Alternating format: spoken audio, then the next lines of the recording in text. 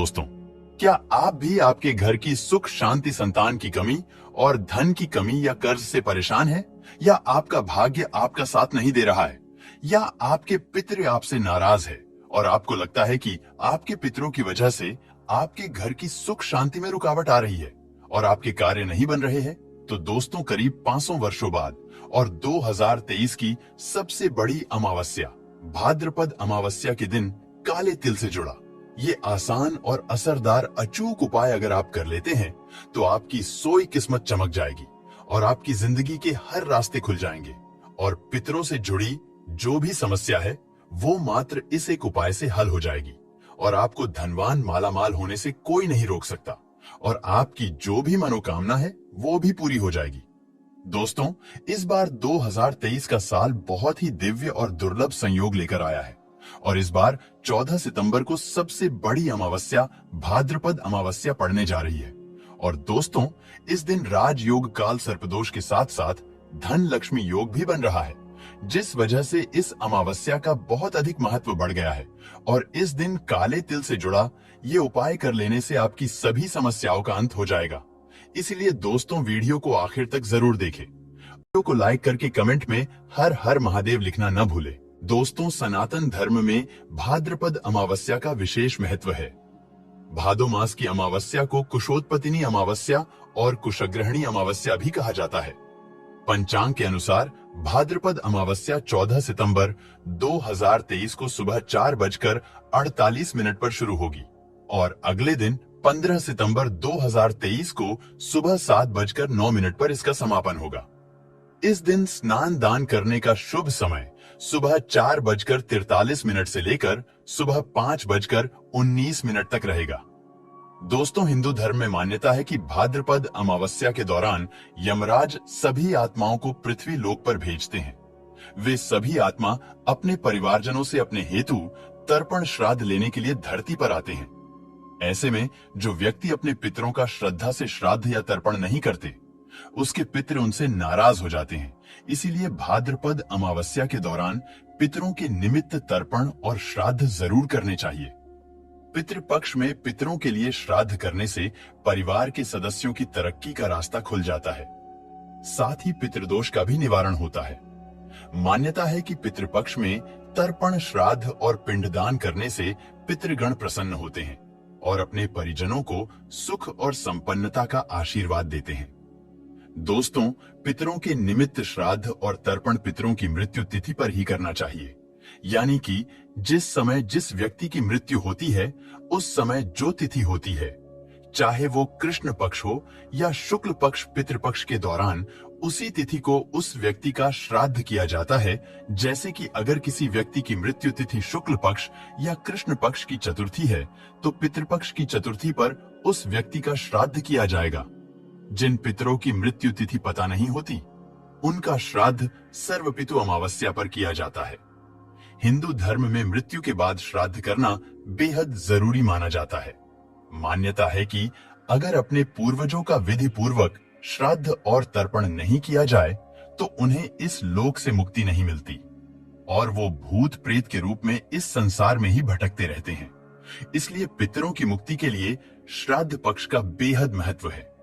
माना जाता है कि जिनके पितृ उनसे नाराज होते हैं उन्हें पितृ दोष लगता है। पितृ दोष को सबसे जटिल कुंडली दोषों में से एक माना जाता है।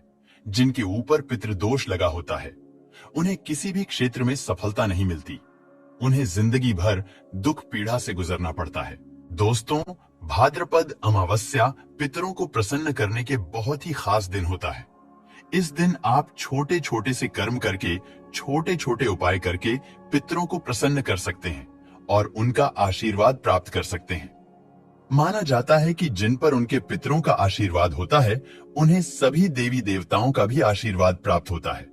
आज की इस वीडियो में हम आपको भाद्रपद अमावस्या में किया जाने वाला एक बहुत ही आसान और असरकारक उपाय बताने जा रहे हैं। इस उपाय को करने से पितृ तृप्त होते हैं, अपितु प्रसन्न होते हैं, पितरों का आशीर्वाद प्राप्त होता है और पितरों के आशीर्वाद से पितृदोष से मुक्ति मिलती है और बिगड़े काम बनने लगते हैं। जीवन में खुशहाली आती है और हर क्षेत्र में सफलता मिलती है। दोस्तों, इस उपाय को सही प्रकार से करने के लिए आप हमारे इस वीडियो को आखिर तक अवश्य देखें। तो दोस्तों आइए जानते हैं इस उपाय के बारे में। दोस्तों, यह उपाय आपको थोड़े से काले तिल से करना है। उपाय करने के लिए सबसे पहले स्नान करके स्वच्छ वस्त्र धारण कर लें। इसके बाद आप एक साफ लोटा लें। आप इसके लिए स्टील का, तांबे का या पीतल का लोटा ले सकते हैं। लोटा लेने के बाद इसमें शुद्ध जल भरे जल में थोड़ा सा गंगा जल डालें। अब इस जल में थोड़े से साफ किए हुए काले तिल डालें और थोड़ी सी शक्कर डालें और इसमें साधारण या कुशा की घास भी आप इसमें अवश्य ही डालें। अब आपका जल का लोटा तैयार हो गया है। अब आप इस जल के लोटे को किसी खुले स्थान पर लेकर जाएं, जैसे कि आप अपने आंगन में, बालकनी में या छत पर लेकर जा सकते हैं। अगर घर में ऐसी जगह ना हो तो घर के आसपास कोई मंदिर हो या फिर कोई साफ खाली स्थान, मैदान पड़ा हो तो आप वहां पर जाएं। खुले स्थान पर पहुंचने के बाद अब आप दक्षिण दिशा की तरफ यानी कि साउथ की तरफ मुंह करके खड़े हो जाएं। दोस्तों, आपको ऐसे खड़ा होना है कि आपका मुख साउथ की तरफ होना चाहिए, यानी कि दक्षिण की तरफ, और आपकी पीठ उत्तर दिशा की तरफ होनी चाहिए। दोस्तों, शास्त्रों के अनुसार दक्षिण दिशा में पितृलोक है। दक्षिण दिशा के स्वामी पितृदेव है। पितरों का वास दक्षिण दिशा में माना जाता है। इसलिए पितरों को प्रसन्न करने के लिए और पितरों का आशीर्वाद प्राप्त करने के लिए दक्षिण दिशा में पितरों को जल चढ़ाना चाहिए। जल चढ़ाने के लिए आप जल के पात्र को अपने दोनों हाथों में अपने सिर तक उठाएं। अब आप इस पात्र से इस जल को पितृदेव को अर्पित करें। जल चढ़ाते समय आप पितृदेव के इस मंत्र का जाप करते रहे। मंत्र इस प्रकार है: ओम पितरो देवताय नमः, ओम पितरो देवताय नमः। आपको इस मंत्र का जाप करते हुए धीरे धीरे पितरों को जल अर्पित करना है।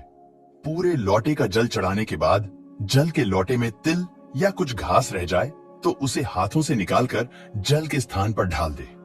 जल चढ़ाने के बाद अब आप पितृदेव को प्रणाम करें और पितृदेव के इसी मंत्र का 108 बार जाप करें।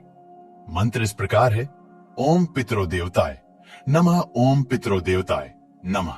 दोस्तों, इस मंत्र का जाप आप खड़े होकर या फिर बैठकर कर सकते हैं। और आपने जहां जल चढ़ाया है, अगर आप इतनी देर रुककर मंत्र का जाप नहीं कर सकते तो आप पहले पितृदेव को प्रणाम करें और सभी कष्टों, संकट और पितृदोष से मुक्ति की प्रार्थना करें। प्रार्थना करने के पश्चात अब आप अपने घर पर किसी साफ स्थान पर बैठकर दक्षिण दिशा की तरफ मुख करके इस मंत्र का 108 बार जाप कर सकते हैं। दोस्तों, अगर आपके यहाँ जल चढ़ाने के लिए कोई खुला स्थान नहीं है, कोई ऐसी जगह नहीं है जहां पर आप जल चढ़ा सके, तो आप एक पात्र ले किसी खुले स्थान पर दक्षिण दिशा की तरफ मुंह करके खड़े हो जाएं और उस पात्र में आप जल चढ़ा दें। पात्र में जल चढ़ाने के बाद आप पात्र के जल को किसी साफ स्थान पर लगे हुए पेड़ पौधे की जड़ में डाल दें। दोस्तों, जल चढ़ाते समय इस बात का ध्यान रखें कि पितरों को जो जल अर्पित किया है उस जल पर पैर न रखें। जल चढ़ाते समय अगर पैरों पर छींटे आ जाए तो उससे दोष नहीं लगता, लेकिन चढ़ाए हुए जल पर चलना नहीं चाहिए। इस उपाय को परिवार के सभी सदस्य कर सकते हैं। इस उपाय को महिलाएं, कन्याएं भी कर सकती हैं, लेकिन ध्यान रखें, पीरियड्स के दौरान इस उपाय को आप ना करें। दोस्तों, पितरों की प्रसन्नता के लिए भाद्रपद अमावस्या के दौरान आप इस उपाय को अवश्य ही करें। इस उपाय को करने से पितृदेव का आशीर्वाद प्राप्त होता है। आपके पितृ तृप्त और प्रसन्न होंगे और आपको अपना आशीर्वाद देंगे, और जिन पर उनके पितृ प्रसन्न होते हैं उन्हें सभी देवी देवताओं का भी आशीर्वाद प्राप्त होता है और पितृदोष से मुक्ति मिलती है। बिगड़े काम बनने लगते हैं, हर क्षेत्र में सफलता मिलती है और जीवन में खुशहाली आती है। दोस्तों, उपाय आपको दिन के समय करना है, यानी कि इस उपाय को आप संध्या काल के बाद ना करें। हो सके तो इस उपाय को दोपहर 12 से 1 बजे के बीच में करें, क्योंकि यह समय पितरों का समय होता है। माना जाता है इसी समय पितृदेव अपने घर आते हैं। पितरों को प्रसन्न करने के लिए पितृपक्ष के दौरान इस बात का भी विशेष ध्यान रखें कि पितृपक्ष के दौरान आप किसी भी प्रकार की कोई पार्टी का आयोजन ना करें, किसी भी प्रकार की पूजा पाठ का अनुष्ठान का आयोजन ना करें। कोई भी शुभ कार्य जैसे कि विवाह, मुंडन, उपनयन, संस्कार, सगाई या फिर किसी सामान को खरीदना, वाहन खरीदना या गृह प्रवेश इत्यादि कार्य बिल्कुल भी ना करें। पितृपक्ष के दौरान सिर्फ अपने रोजमर्रा के कार्य आप कर सकते हैं और सामान भी ऐसा ही खरीदें। इस्तेमाल करें जो आपकी रोज की जरूरत में आता हो। नए वस्त्र भूलकर भी ना खरीदें और घर में रखे हुए पहले से कोई नए वस्त्र हैं जिन्हें आपने पहले नहीं पहना है तो उन वस्त्रों को भी भाद्रपद अमावस्या के दौरान ना पहने। भाद्रपद अमावस्या के दौरान खुशबू की चीजें, सौंदर्य प्रसाधन कम से कम इस्तेमाल करें।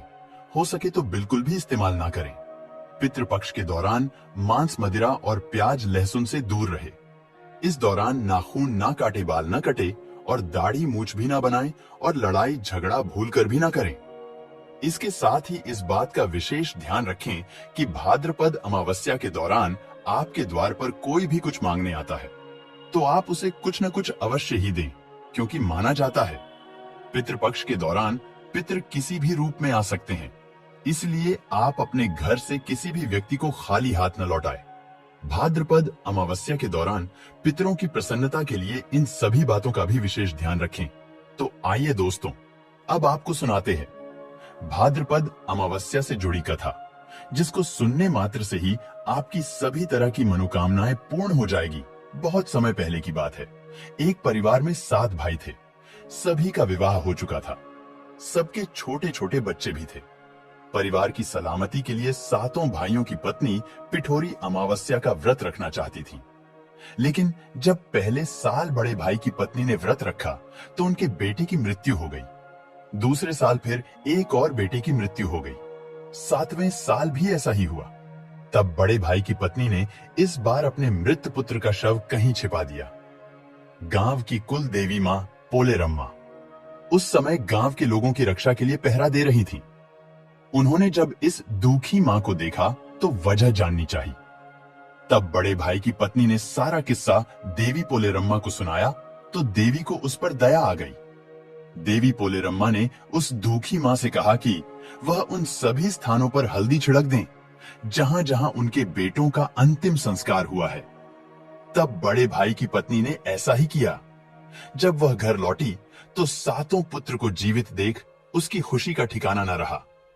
तभी से उस गांव की हर माता अपने संतान की लंबी उम्र की कामना से पिठोरी अमावस्या का व्रत रखने लगी। आज के दिन यह कथा सुनी और पढ़ी जाती है। तो दोस्तों, अगर आपको ये खास जानकारी पसंद आई हो तो चैनल को सब्सक्राइब करें।